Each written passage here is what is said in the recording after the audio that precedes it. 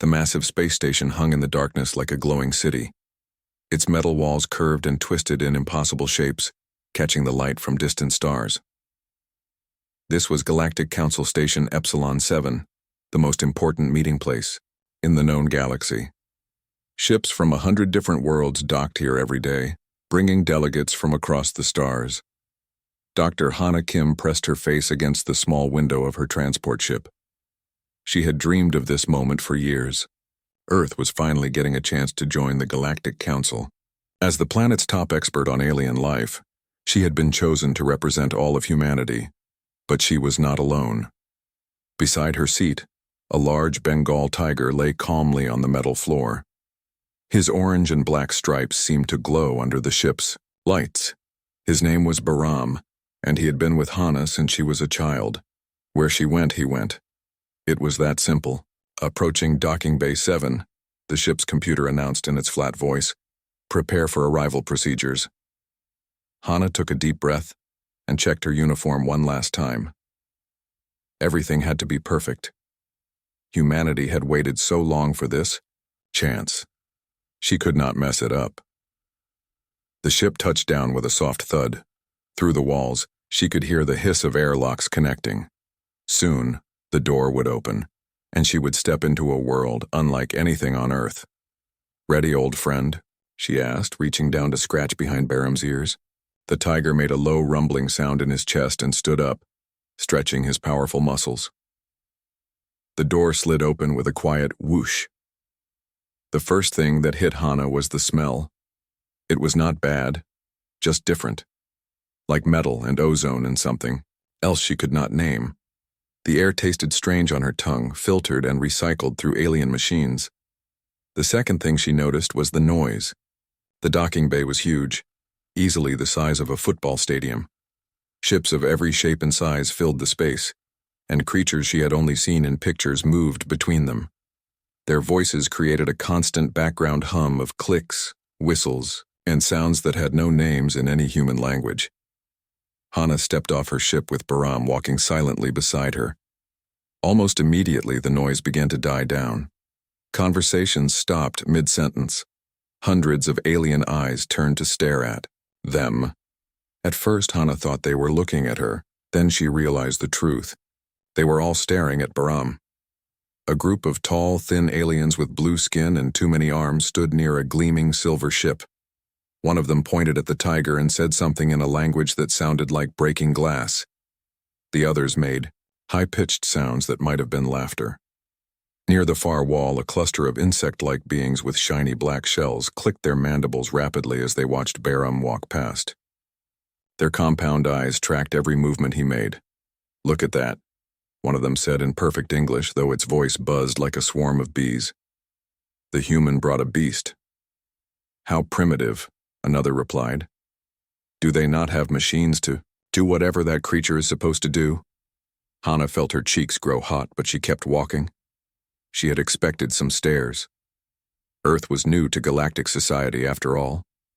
But she had not expected this level of open mockery. A floating platform drifted over to them. On it stood a creature that looked like it was made of living crystal. Its body caught the light and threw rainbows across the nearby walls. When it spoke, its voice sounded like wind chimes. "Dr. Kim, I presume?" it said. "I am Yura, representative of the Nexari Collective. We have heard much about your species." "Thank you," Hana replied, trying to keep her voice steady. "I look forward to working with the Council." Yura's crystalline head tilted as it looked down at Bahram. "And this is your companion?" "This is Bahram," Hana said proudly. "He has been with me for 15 years. "How fascinating," Yura said, though its tone suggested it found the situation anything but fascinating. "On my world, we evolved past the need for animal companionship several million years ago. Perhaps your species will catch up eventually."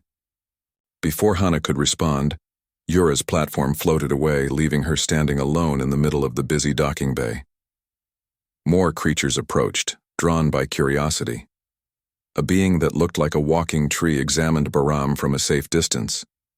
A group of small furry aliens chattered excitedly among themselves, taking pictures with devices Hana did not recognize. "It is so big," one of them squeaked. "Are all Earth predators so large?"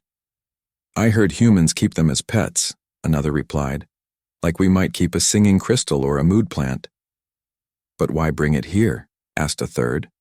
"Surely it serves no diplomatic purpose." Hana wanted to explain that Bahram was not just a pet. He was family. He was the one constant in her life through years of studying alien cultures and preparing for this moment. But every time she opened her mouth to speak, another group of aliens would approach with their questions and comments. A loud voice cut through the chatter. Make way for Ambassador Kelton of the Vorthak Empire." The crowd parted as a massive figure approached. Kelton stood nearly 8 feet tall, with gray skin like stone and arms thick as tree trunks. His species had been part of the Galactic Council for over 1,000 years, and everyone knew it. His small, dark eyes fixed on Hana and Bahram. A slow smile spread across his face, showing teeth like broken rocks. "So," he said, his voice deep as an earthquake, "this is Earth's great representative, and she brings a jungle cat to a diplomatic station." He laughed, a sound like boulders falling down a mountain. "How wonderfully primitive." Other aliens began to laugh as well. The sound echoed off the metal walls and seemed to come from every direction at once. Hana felt her face burn with embarrassment, but she forced herself to stand straight. "Bahram goes where I go," she said quietly. "That is how it has always been." "Of course it is," Kelton replied, his smile growing wider. "Humans and their pets, like children who cannot let go of their toys." Through it all, Bahram stood perfectly, still beside Hana's leg. His golden eyes moved slowly from one alien face to another, but he showed no sign of fear or anger. If anything, he seemed almost bored by the entire situation. A small robot rolled up to them, its lights blinking in. Patterns Hana did not understand. "Dr. Kim," it said in a mechanical voice, "please follow me to your quarters. You have been assigned to Level 15, Section C." Hana knew what that meant. She had studied the station's layout during the long journey from Earth. Level 15 was in the lower section, where newer and less important species were housed. It was as far from the council chambers as possible while still being inside the station. "Thank you," she said to the robot, though the words tasted bitter in her mouth. As she followed the mechanical guide through the twisting corridors of the station, Hana could hear whispers and laughter following behind them. Aliens pressed against windows and doorways to get a better look at the human and her strange companion. "Look at the size of that thing," someone whispered. "Do you think it is dangerous?" asked another voice. "Probably not," came the reply. "Humans are known for keeping harmless creatures. It is likely as tame as a decoration." Bahram's ears twitched at the words, but he continued walking as if he had heard nothing. The robot led them deeper into the station, past shops selling items from across the galaxy and restaurants serving foods that defied description. Everywhere they went, conversations stopped and eyes followed them. Finally, they reached Hana's quarters. The door slid open to reveal a small but clean room with a bed, a desk, and a window looking out into space. It was not fancy, but it would do. "Thank you," Hana told the robot. "Council session begins tomorrow at 800 station time," the robot replied. "Do not be late." It rolled away without another word. Hana closed the door and sank onto the bed. Bahram padded over and lay down beside her, his warm weight a comfort after the cold stairs of the docking bay. "Well, that could have gone better," she said, running her fingers through his striped fur. "But we are here, old friend. We made it to the stars." Bahram made a soft rumbling sound and closed his eyes. To anyone watching, he looked like nothing more than a very large, very content house cat. But if they had looked closer, they might have noticed something strange about those golden eyes, something ancient and knowing that did not belong in any earthly creature, something that suggested there was much more to this tiger than anyone imagined.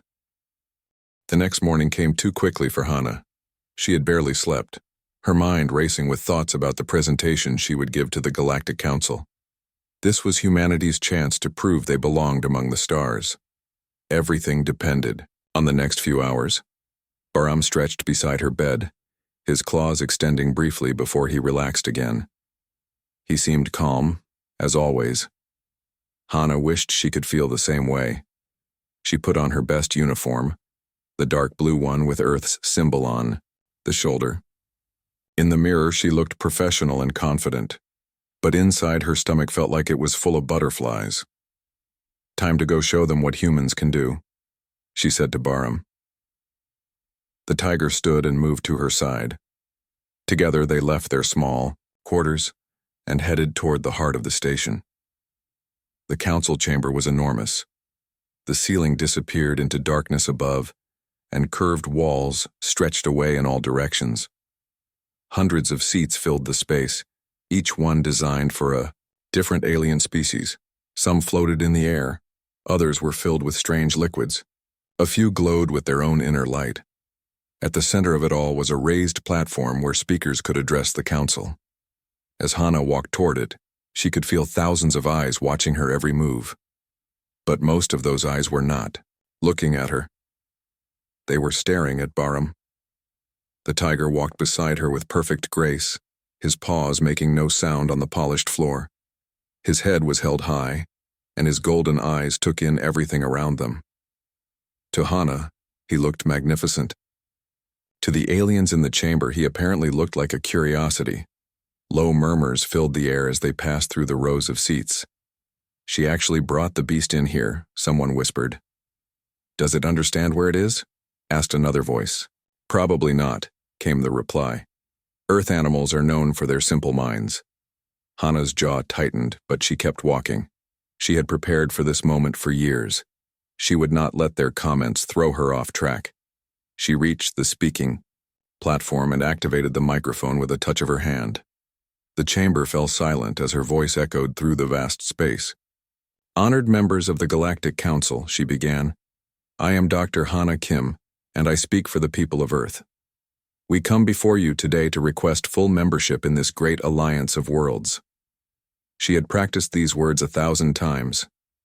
They flowed smoothly as she spoke about Earth's history, its cultures, and its achievements.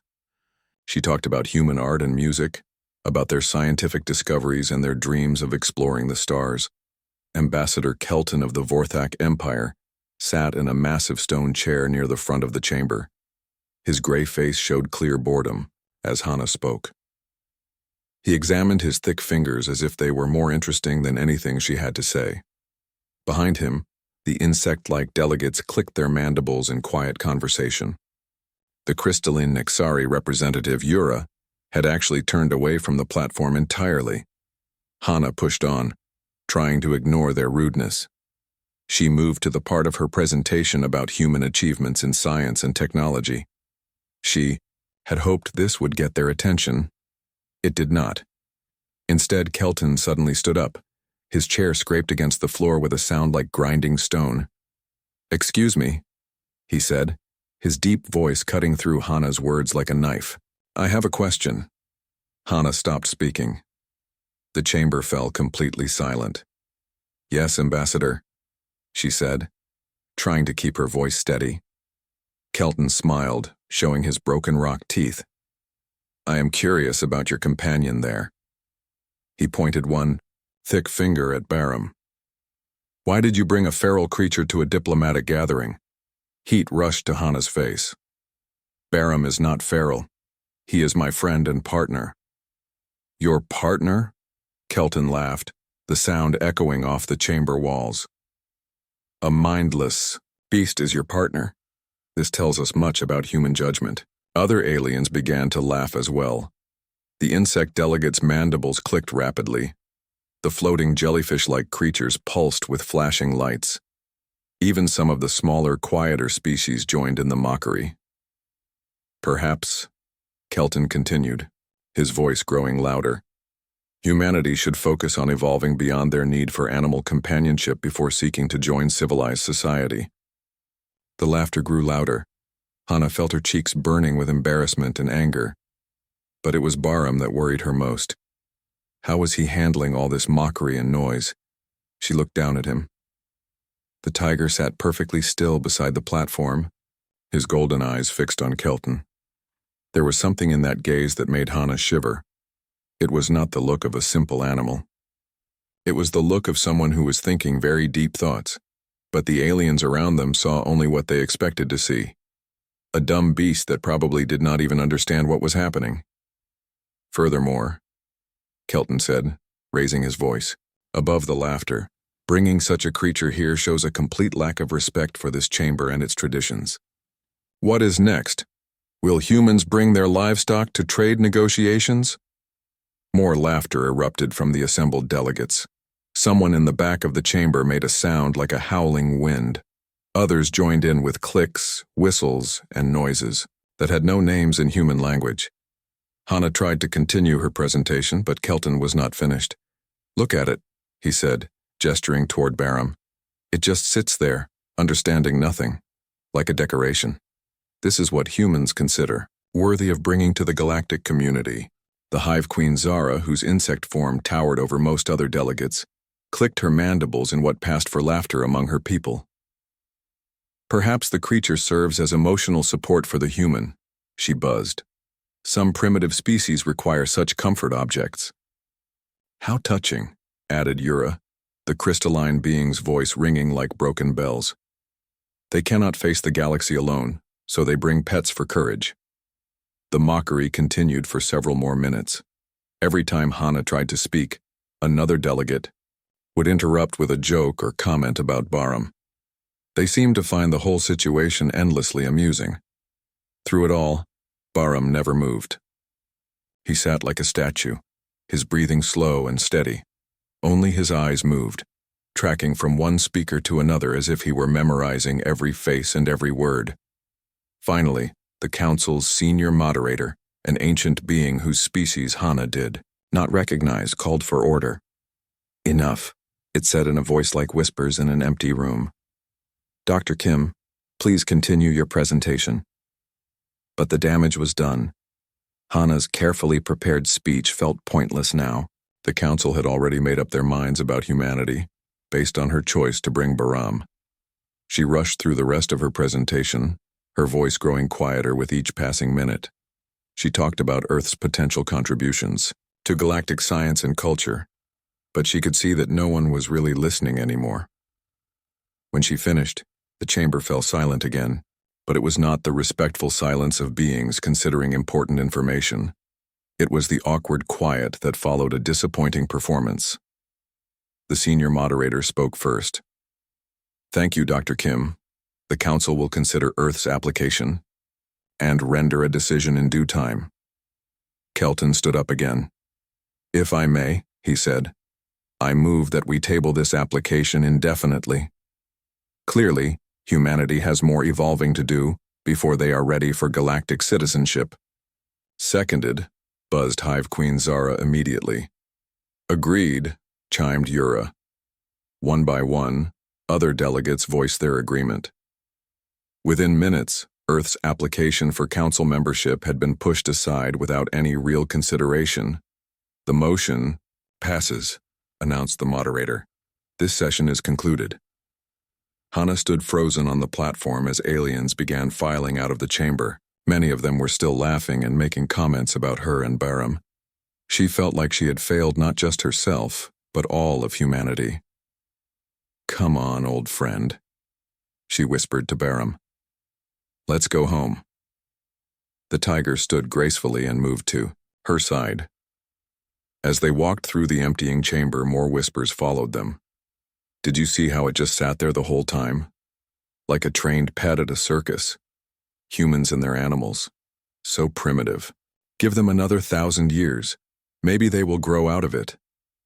Hana kept her head high until they reached the corridor outside the chamber. Then, finally alone except for Barum, she leaned against the wall and closed her eyes. I am sorry, she said quietly. I thought they would understand. I thought they would see what I see in you. Barum moved closer and pressed his warm flank against her leg. His presence was comforting, as it had always been, but it was also a reminder of why she was here, facing mockery and dismissal from beings who should have been her allies. They think you are just a pet, she continued, her voice barely above a whisper. They think humans are too primitive to join their club because we love animals. She opened her eyes and looked down at Bahram.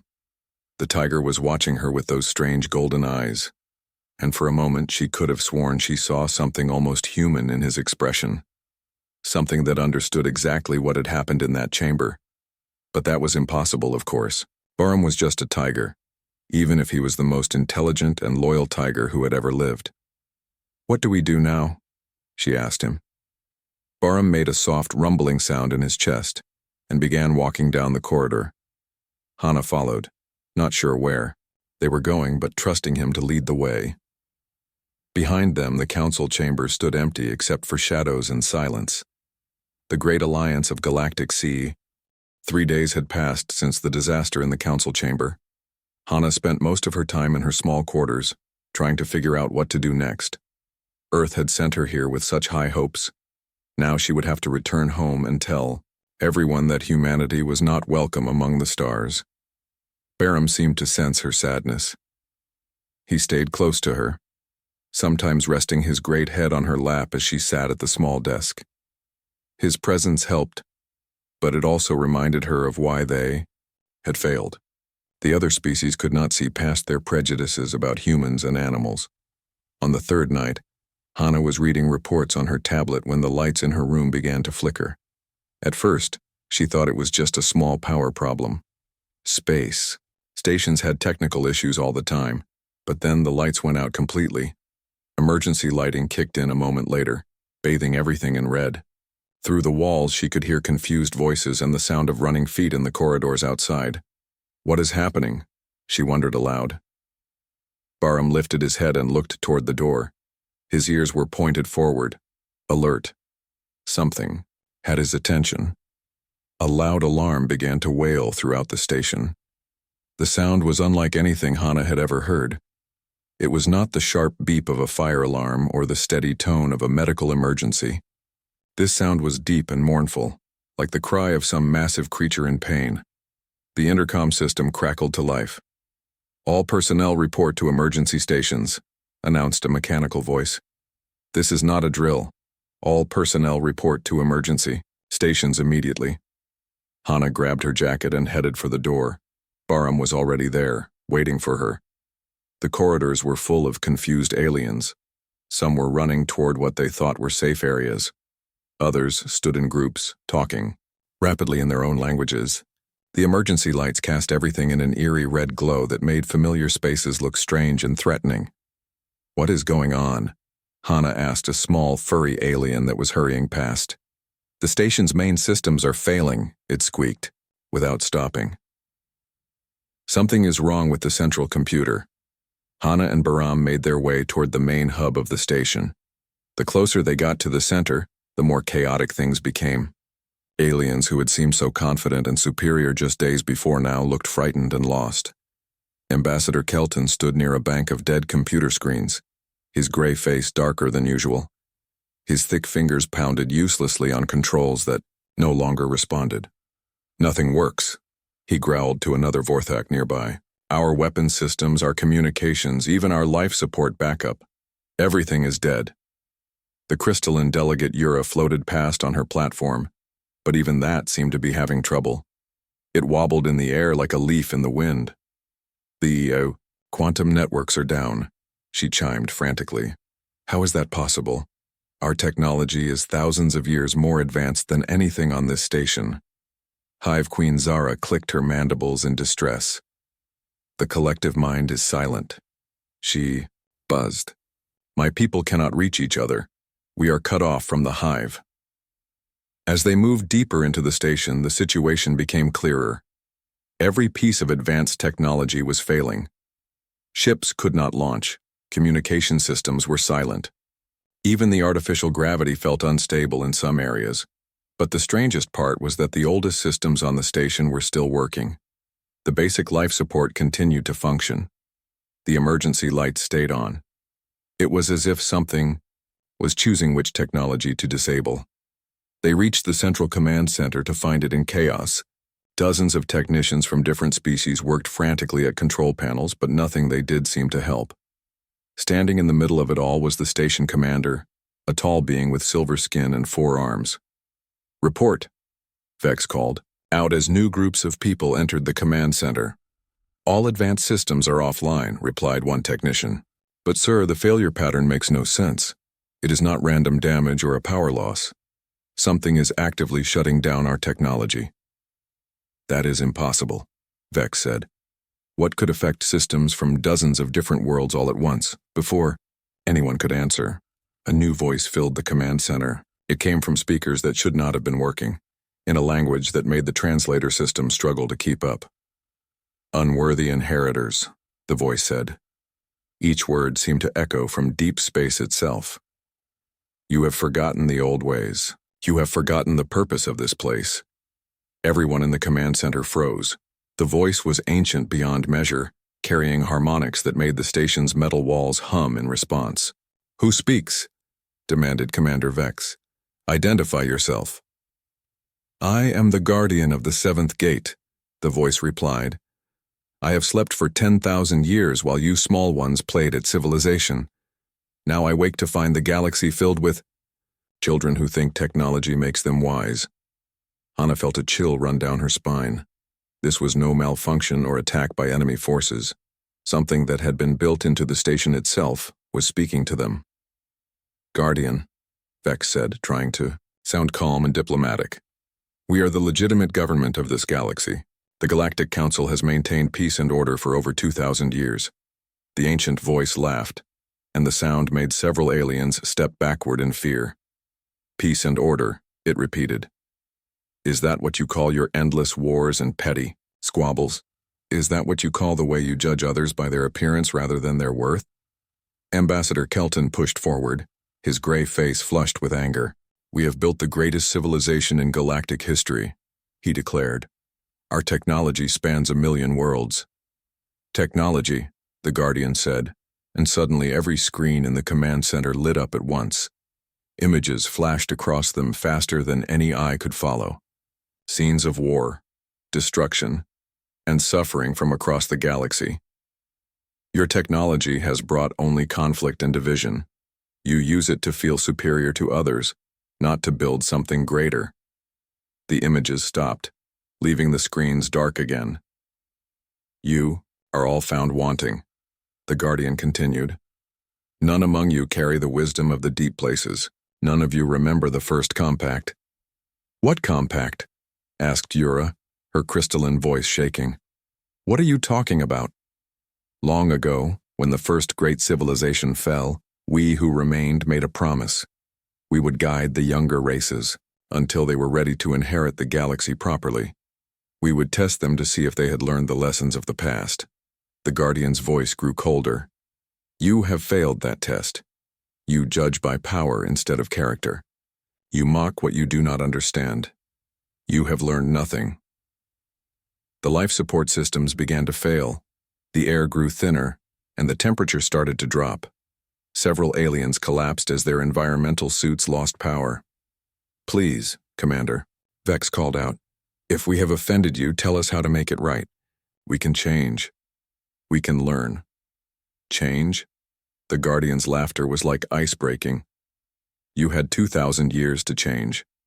Instead, you grew more arrogant and cruel. You just proved it 3 days ago in your council chamber." Hana felt her heart skip a beat. The Guardian had been watching her presentation. It had seen how the council treated her and Baram. "That small gathering showed me everything I needed to know," the Guardian continued. "You mock those who are different. You dismiss what you cannot understand. You think compassion is weakness and love is primitive." The temperature continued to drop. Emergency oxygen systems that had worked moments before now failed one by one. All around the command center, the most advanced species in the galaxy found themselves helpless against technology far older than their civilizations. "You were given every advantage," the Guardian said. "Knowledge, resources, time to grow wise. Instead, you used these gifts to build weapons and spread conflict. You forgot that true strength comes from unity, not dominance." Ambassador Kelton fell to his knees, his massive frame shaking from cold and lack of oxygen. "What do you want from us?" He gasped. I want you to remember, the Guardian replied. I want you to understand what you have lost.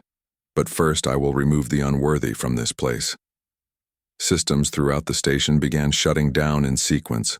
The artificial gravity fluctuated, causing several aliens to float helplessly in the air. The water recycling system stopped working. Even the basic food processors went silent. You have 1 hour, the Guardian announced. Then the final systems will fail, and this station will become a tomb for those who forgot how to be worthy.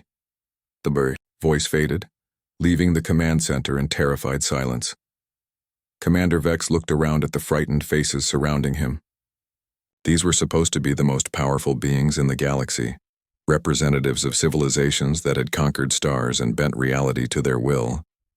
Now they were helpless, trapped on a dying station by something they could not fight or understand. Options, Vex called out desperately. I need options. But there were none. Their ships could not launch. Their weapons would not fire. Their communication systems remained silent. They were cut off from the rest of the galaxy, alone with their fear and the cold judgment of something far older than any of them. In all the chaos and panic, no one noticed the small human woman standing quietly near the back of the command center. No one saw her tiger companion, whose golden eyes were fixed on the speakers where the Guardian's voice had emerged. And no one wondered why those two seemed so calm while the command center grew colder with each passing minute. Aliens who had never known fear now huddled together for warmth. Their breath came out in white puffs as the life support systems continued to fail. Commander Vex tried everything he could think of. He ordered his technicians to restart the main computers. He sent teams to manually override the environmental controls. He even tried to negotiate with the Guardian through the failing communication system. Nothing worked. 30 minutes remaining. The Guardian's ancient voice announced through speakers that should have been dead. Have you found anyone among you who remembers the old ways? Ambassador Kelton struggled to his feet, his gray skin pale from cold. We are the leaders of 1,000 worlds, he said through chattering teeth. Surely that must count for something. Leadership built on fear and dominance counts for nothing, the Guardian replied. True leaders serve others, not themselves. Hive Queen Zara's mandibles clicked weakly. We have brought peace to the galaxy. You have brought the peace of the grave, the Guardian said. Silence through force is not harmony. One by one, the greatest minds of galactic civilization tried to reason with the ancient intelligence. They offered tribute, threatened retaliation, and begged for mercy. The Guardian dismissed them all. You still do not understand, it said, after the last desperate plea. Wisdom cannot be bought or forced, it must be earned through compassion and sacrifice. Through all of this, Hana stood quietly near the back of the room. Baram sat beside her, his golden eyes watching everything with unusual intensity. While everyone else grew more frantic as time ran out, these two seemed strangely calm. 20 minutes remaining, the Guardian announced. That was when Hana made her decision. She walked forward through the crowd of panicking aliens. Many of them barely noticed her. Those who did see her coming stepped aside with expressions of confusion. What could a human possibly do that they could not? Guardian, Hana called out as she reached the center of the command center. Her voice was steady despite the cold that made her breath visible. I would like to speak with you. The room fell silent. Every alien eye turned to stare at her. Commander Vex looked like he wanted to stop her, but he was too desperate to turn away any possible solution. The human speaks. The Guardian's voice carried a note of interest that had not been there before. This is unexpected. My name is Hana Kim, she said clearly. I represent the planet Earth. I know we are not members of the Council, but we are here. We exist, and I think you have been watching us. I have indeed been watching, the Guardian replied. Your species is curious. Behind Hana, Ambassador Kelton made a sound of disgust. Even facing death, he could not hide his contempt for humanity. You mock what you do not understand, Hana continued, ignoring Kelton. These aliens laugh at humans because we form bonds with other species. They think it makes us weak or primitive. And what do you think? The Guardian asked. I think it makes Strong, Hana replied without hesitation. Love is not weakness. Loyalty is not primitive. The ability to see worth in beings different from yourself is the highest form of wisdom. Several aliens made sounds of disagreement, but the Guardian's response silenced them. Interesting words, it said. But words are easy. Actions reveal truth. Tell me, human, why did you bring your companion to this place? Hana looked down at Bahram. The tiger had risen to his feet and now stood beside her. His orange and black stripes seemed to glow in the red emergency lighting. Because he belongs with me, she said simply. Bahram has been my friend for 15 years. We have traveled the world together, studied alien cultures together, prepared for this moment together. I would not come to the stars without him. Even though you knew others would mock you for it? Especially because I knew they would mock me for it, Hana said, her voice growing stronger. If I abandoned my friend to win their approval, what would that say about humanity? What would that say about me? Foolish sentiment, muttered Yura, the crystalline delegate. Emotional attachments cloud judgment. Do they? The Guardian asked, and suddenly every screen in the command center lit up again. This time the images that flashed across them were different. They showed moments of kindness and sacrifice from across the galaxy. A Vorthak warrior giving his life to save civilians. A Nexari scientist sharing her discoveries freely instead of selling them. A member of the Hive working alone to help refugees from a war zone. These are the moments that matter, the Guardian said. Not the conquest of worlds or the building of empires. These small acts of compassion that your civilizations dismiss as weakness. The images faded, but the impact remained. Several aliens in the command center looked uncomfortable, as if they recognized something they had tried to forget. You speak of love and loyalty, the Guardian said to Hana. But your companion is just an animal. It cannot understand the complexities of galactic politics or the weight of cosmic responsibility. Cannot he? Hana asked quietly. She turned to look at Bahram. The tiger's golden eyes met hers and something passed between them. An understanding that went deeper than words. Bahram, she said softly, I think it is time. The tiger stepped forward, moving past Hana toward the center of the command center. As he walked, something extraordinary began to happen. The air around him seemed to shimmer and bend. The emergency lights reflected off his fur in ways that defied physics. And when he opened his mouth to speak, the voice that emerged was not the roar of an earthly predator.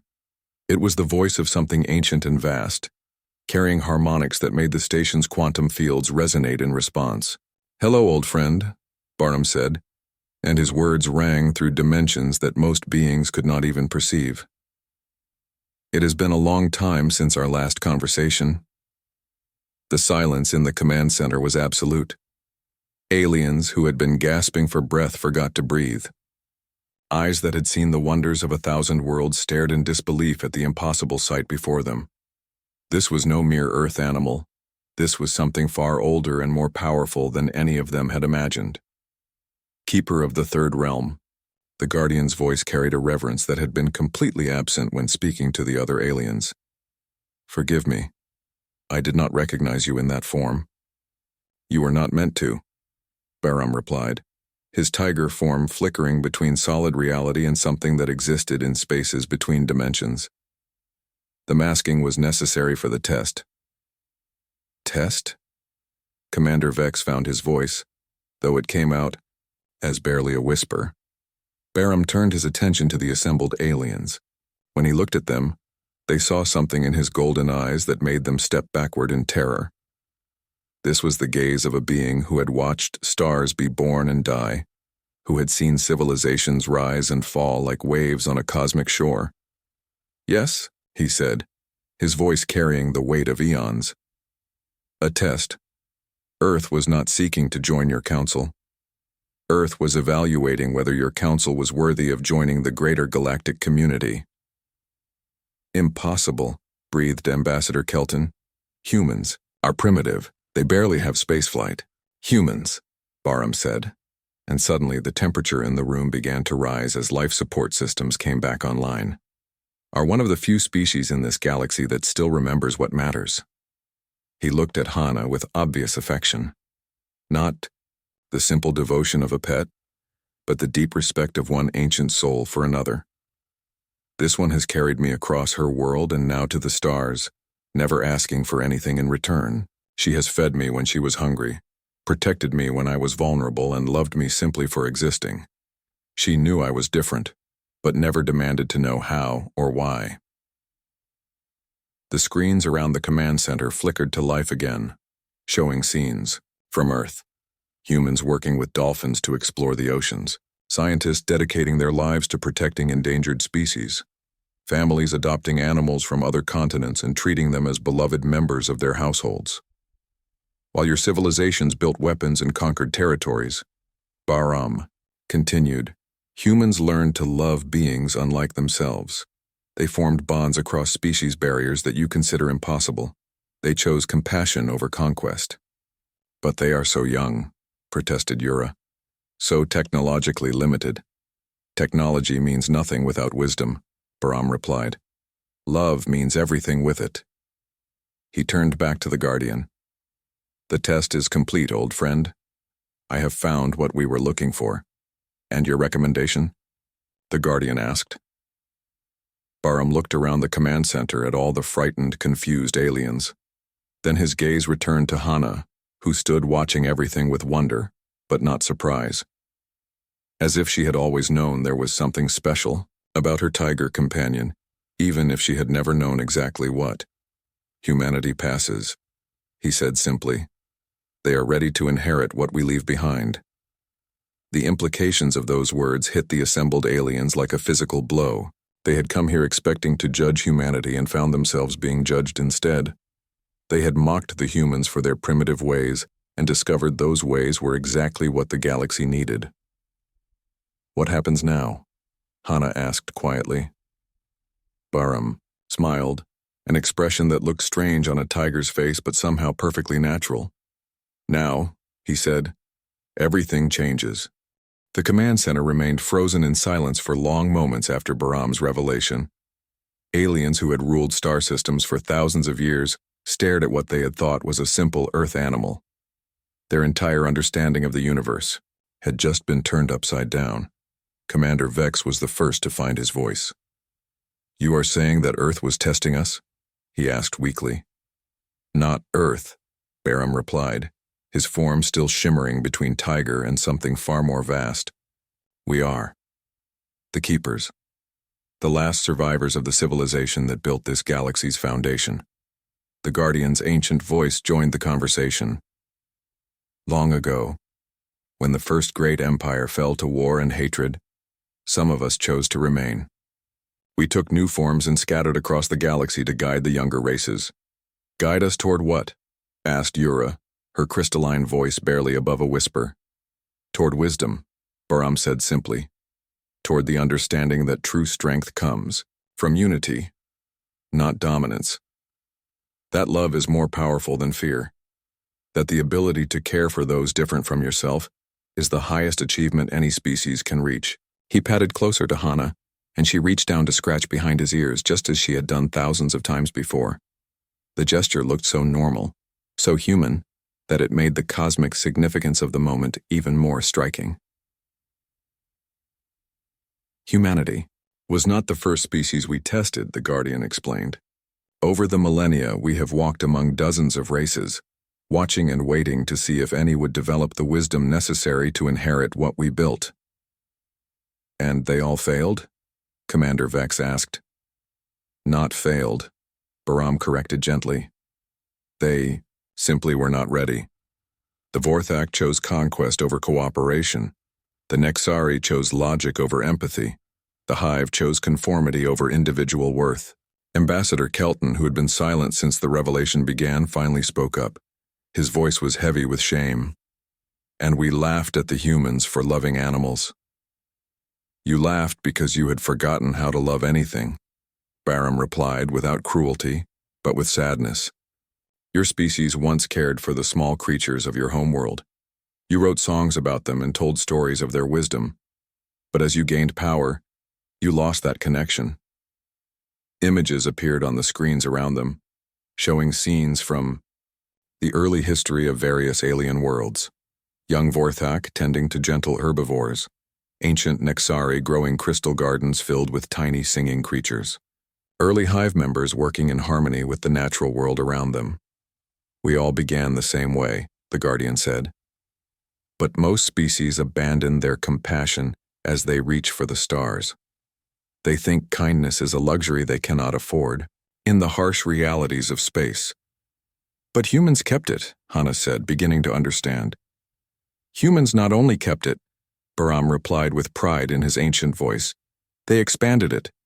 They learned to love beings from other worlds, other dimensions of existence. They opened their hearts to creatures they had never seen before. He gestured with one paw toward the viewing screen, which now showed images from Earth. Humans swimming with whales, children playing with dogs from across continents, scientists spending their lives studying and protecting species that most people would never even see. Even when your people came to the stars, Bahram continued, Hana brought me with her. Not because she had to, but because she could not imagine leaving me behind. That is the spirit we have been searching for. The full weight of what had happened began to sink in for the assembled aliens. They had been so focused on judging humanity that they had never realized they were being judged themselves. What does this mean for the Council? Asked Commander Vex quietly. The Council as it exists now must change, the Guardian replied.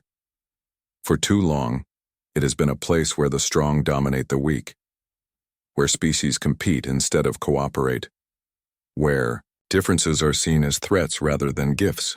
But we have maintained peace, protested Hive Queen Zara. You have maintained the absence of war, Bahram corrected. That is not the same thing as peace. True peace comes from understanding and acceptance, not from the threat of superior firepower.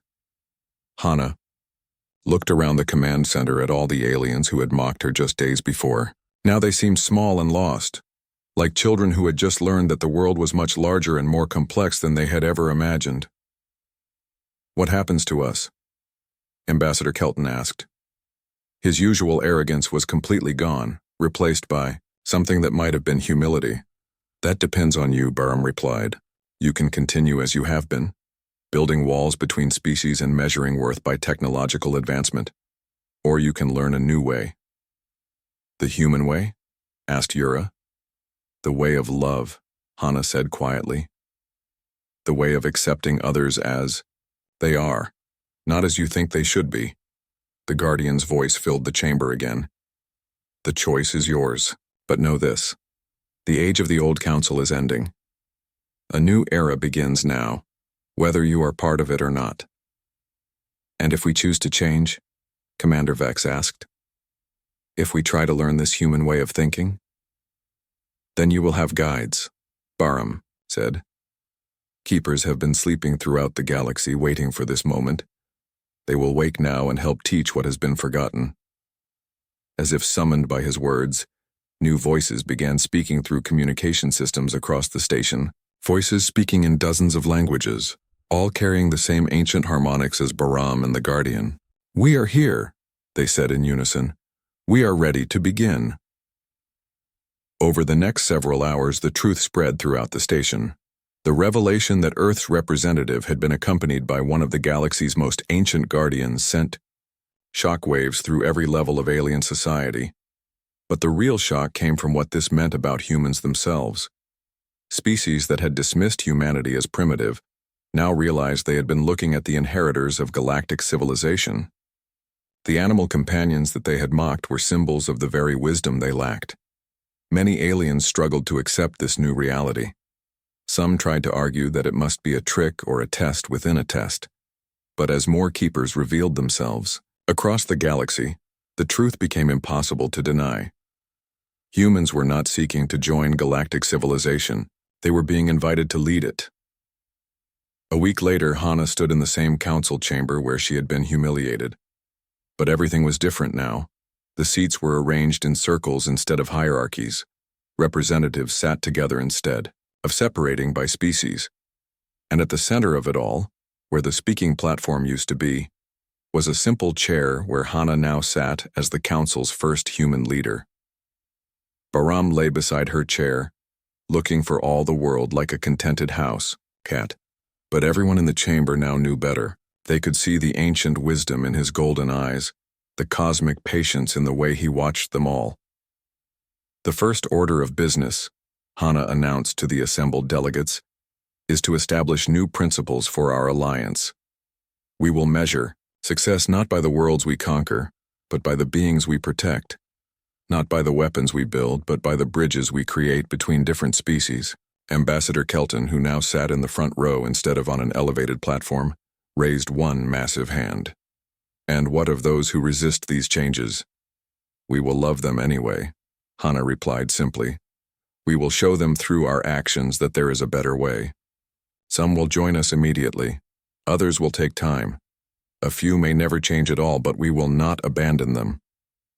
Especially because of how you treated me, Hana said with a smile. Forgiveness is not earned. It is given freely, because that is what love means. Throughout the chamber, aliens who had never experienced unconditional acceptance began to understand what humanity had been trying to show them all along. What about exploration? Asked a delegate from a species Hana had never seen before. What about expanding into new territories? We will explore together, Hana replied. We will go to new worlds not as conquerors, but as friends. We will meet new species not with weapons, but with open hearts. And we will judge them not by their technology or their power, but by their capacity for kindness. Bahram made a soft rumbling sound of approval, and Hana reached down to scratch his ears. The gesture that had once been seen as primitive now seemed like the most natural thing in the universe. Are there questions about our new direction? Hana asked. Commander Vex stood up slowly. Just one, he said. How do we learn to love the way humans do? How do we change something so fundamental about ourselves? Hana looked around the chamber at all the different species represented there. Beings who had spent millennia building walls between each other now wanted to tear those walls down. You start small, she said. You find one being who is different from you and try to understand them. You listen to their stories. You share your own. You discover that underneath all our different shapes and sizes and ways of thinking, we all want the same things. To be accepted, to be valued, to belong. She gestured toward Bahram. 15 years ago, I was a lonely graduate student who found an injured tiger cub. I could have taken him to a zoo or a research facility. Instead, I took him home. Not because I needed a pet, but because he needed a friend. And that changed everything, observed Hive Queen Zara. No, Hana replied with a gentle smile. That was just the beginning. What changed everything was choosing to keep loving him every single day, even when it was difficult. Even